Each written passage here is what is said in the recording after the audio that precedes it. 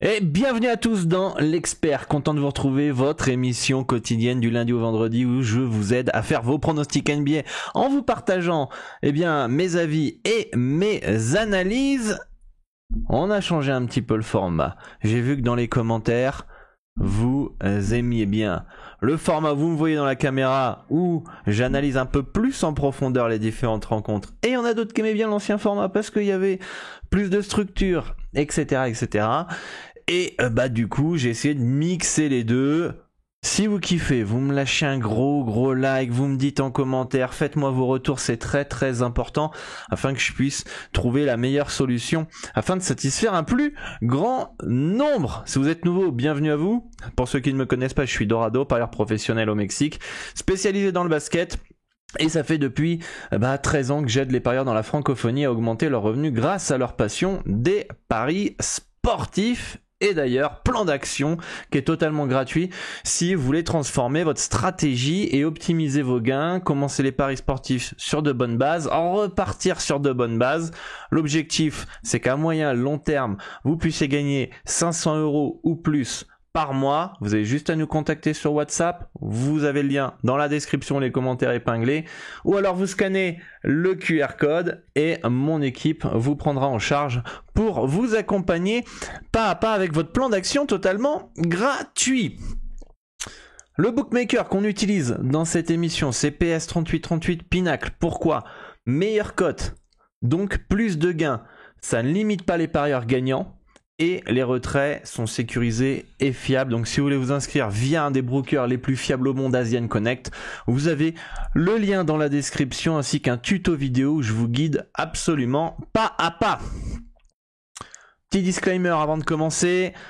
Parier comporte des risques les amis. Misez toujours de l'argent que vous êtes prêts à perdre, respectez la loi en vigueur dans votre pays et sachez que ce ne sont pas mes pronostics mais ce sont des avis. Pour ceux qui veulent mes pronostics, vous avez mon service VIP Premium que vous pouvez rejoindre, et au moment où je tourne la vidéo, je n'ai pas toutes les informations, donc ça faut vraiment en avoir conscience au moment où vous visionnez cette émission. On va partir sur le premier match avec Cleveland qui reçoit Orlando. Mes projections dans une victoire 110-108 d'ailleurs en faveur des Cavs qui partent pour moi logiquement favoris à domicile. Deux équipes qui ont un profil de jeu semi-offensif mais avec des capacités défensives. Je trouve quand même que le cut me paraît un peu haut par rapport aux moyennes des deux équipes cette année, et bon, je prends toujours un peu en compte les stats de l'an dernier puisque les deux équipes n'ont pas forcément changé, et donc du coup on pourrait peut-être brusquement retrouver le niveau des deux équipes au niveau d'un point de vue rythme. C'est pour ça que le under 224 points à 1,925 me semble potentiellement intéressant. Donovan Mitchell over 2,5 paniers à 3 points à 1,621 me semble pas mal aussi. C'est le go-to guy de cette équipe. Il a tous les ballons depuis qu'il est à Cleveland. Qu'est-ce qu'il est monstrueux individuellement. Et Franz Wagner over 1,5 paniers à 3 points à 2,06. Il a les positions de tir quoi les gars. Il prend 5-6 tirs en moyenne par match. Voilà, il y aura forcément des soirs où il va les mettre. Il va au moins en mettre un. Et donc du coup, on sera pas loin de ne pas le passer si jamais il met qu'un panier à 3 points. Pour moi, c'est un bon shooter. Il est plutôt fiable dans ce registre, par exemple, à part si on doit comparer avec un RJ Barrett qui a souvent des cotes plus basses. D'un point de vue tir à 3 points, il prend moins de tirs à 3 points et pour moi il a une moins bonne mécanique que Franz Wagner à 3 points. Donc c'est pour ça que moi j'aime bien Franz Wagner 1,5 3 points dans cette rencontre. On va passer au match suivant, les Pistons qui reçoivent les Grizzlies. Alors attention, du côté des Grizzlies, on a beaucoup d'absence et c'est ce qui fait que Détroit part finalement logiquement favori. On a Brandon Clark pas là, on a Luke Kennard, Ja Morant, Marcus Smart, donc ça fait quand même beaucoup. Et du coup avec ça il y a des opportunités de tir pour Desmond Bane, over 25,5 points à 1,649. Je mets qu'une étoile sur cet avis là parce que même s'il aura tous les ballons, c'est un peu plus haut que sa moyenne de points, d'accord? Et en plus la cote, elle est pas ouf. Donc d'un point de vue value, ratio gain-risque, c'est pas tip top pour Desmond Bane. Les Sixers qui se déplacent à Washington avec des projections qui donnent une victoire 123 à 117. Les Wizards, pour moi, sont une équipe très difficile à lire. Je sais pas ce que vous en pensez, dites-le moi en commentaire, mais je trouve que cette équipe, elle est catastrophique quand on la regarde jouer, je trouve. Ça a ni queue ni tête. Par contre, quand on regarde les stats, elle est pas si nulle que visuellement, si vous voyez ce que je veux dire. C'est pour ça que j'ai souvent des values sur les Wizards, et notamment ce soir un plus 10,5 à 943, qui dans les bons soirs est clairement capable de rester dans le handicap. Alors les soirs catastrophiques sont capables de perdre de 20, 30 points, etc. D'autant plus que Jordan Poole est incertain, game time decision, Shamet, game time decision. Bon, est-ce que Jordan Poole c'est une grosse absence en fait? Ça c'est la grosse question, hein, puisqu'il est quand même des fois catastrophique. Donc méfiance quand même sur les Wizards, plus 10,5. Après, si Philly commence à les prendre un petit peu de haut, je pense qu'ils peuvent rester dans l'handicap, mais voyons voir. On verra. Et du coup, face à cette équipe de Washington qui ne défend pas, avec les absences de comment il s'appelle déjà, y a pas d'absence a priori, du moins le départ de l'absence de Kelly Oubre, je sais pas pourquoi il est pas mis dans les absences, et le départ de James Harden, ça peut faire plus d'opportunités pour Melton, qui pourrait marquer plus de 12,5 points, qui est sa moyenne. Même il est un peu plus haut que sa moyenne, je crois qu'il a 13,5 points en moyenne par match. Donc face à une défense passoire, je pense qu'il est capable de scorer une quinzaine de points dans cette rencontre. Les Hawks d'Atlanta qui reçoivent les Nets de Brooklyn, projection 122 à 120, les Hawks partent logiquement favoris dans cette rencontre. Rien d'intéressant d'un point de vue handicap et d'un point de vue over-under. Par contre, c'est Cam Thomas, over 19,5 points à 1,602. J'aime bien, mais je suis assez surpris de voir le cut aussi bas, parce qu'il tourne à 26,5 points de moyenne par match. Et on est clairement en dessous en fait de sa moyenne. Et joueur talentueux, capable de faire des cartons offensifs. Donc je vous le laisse là. Après le problème c'est que en plus face à une équipe d'Atlanta qui ne défend pas, qui joue l'attaque, donc on va avoir du rythme, donc ça favorise des over. Le truc c'est que à Brooklyn il y a Bridges qui peut scorer, il y a Dinwiddie qui peut scorer, il y a qui d'autre, il y a Ben Simmons, c'est ce qu'il est là. Ben Simmons il sera pas là, donc ça donnera un peu plus d'opportunités. On a Cam Johnson aussi qui peut scorer. Donc Claxton aussi, etc. Mais lui en sortie de banc, il peut faire un carton. Donc voilà pour cette rencontre. Les Wolves de Minnesota qui reçoivent les Spurs de San Antonio, le duel franco-français avec Wembanyama d'un côté, du côté de San Antonio, et Rudy Gobert de l'autre. Les projections d'une victoire 122 à 109 en faveur de Minnesota, beaucoup plus défensif cette année, plus tu rajoutes le talent offensif, ça fait une équipe qui est assez redoutable. On a Anthony Edwards qui est incertain dans cette rencontre, et ça, ça sera une information à surveiller, mais sans lui ou avec lui, je pense qu'ils sont capables de gagner face à San Antonio. Pas de value sur les handicaps ni over-under. Ce qui peut être intéressant par contre, c'est Keldon Johnson, over 15,5 points à 934. Il sort d'un match un peu moyennasse. Ça reste un joueur qui a des opportunités de tir du côté de San Antonio. Il tourne à 16,5 points de moyenne par match, donc c'est un cut qui est un peu en dessous de sa moyenne. Et on a Zach Collins qui tourne à 13,5, 14 points de moyenne par match. Un joueur qui est assez bon offensivement. J'ai toujours aimé ce joueur-là, mais sauf qu'il est très fragile, il peut se blesser à n'importe quel moment. Mais en tout cas, 11,5 points. Je trouve que le cut est un peu bas dans ce, pour lui en tout cas.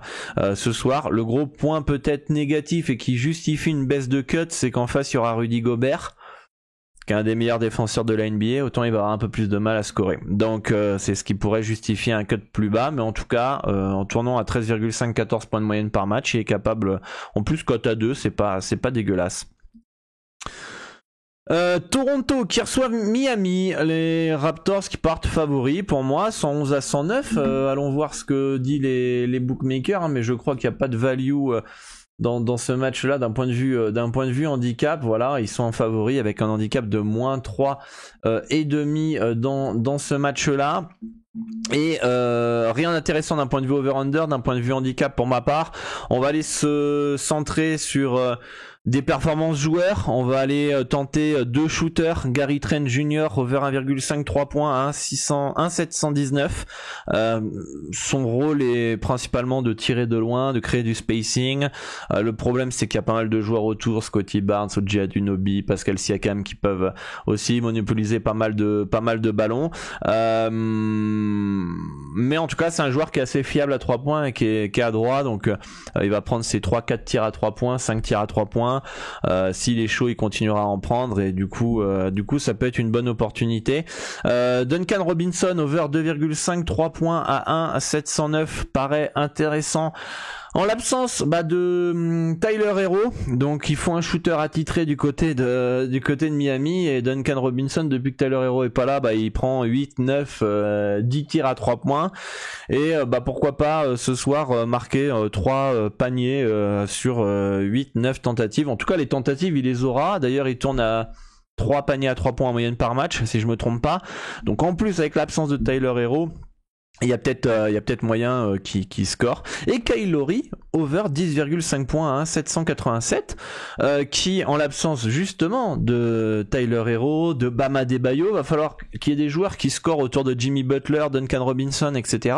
Et pourquoi pas Kyle Lowry face à son ancienne équipe Toronto, over 10,5 points à 787. Ça reste risqué parce que c'est un joueur qui reste en fin de carrière, qui est plus un meneur maintenant, gestionnaire, qui a moins de tickets shoot, etc. Mais autant ce soir face à son ancienne équipe, eh bien il peut scorer plus d'une dizaine de points.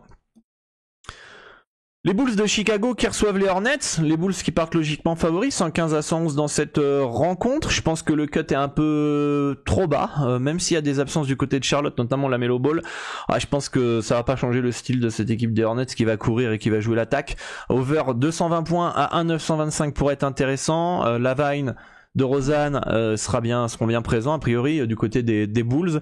Et d'un point de vue performance joueur, justement, l'absence de la Melo Ball, Brandon Miller over 14,5 points, le rookie à 917, qui aura peut-être plus d'opportunités de tir, et Miller over 11,5 points à 780, qui pourrait dominer dans la raquette face à un Vucevic dont c'est pas la qualité première, la défense, et autant il pourrait en profiter pour scorer.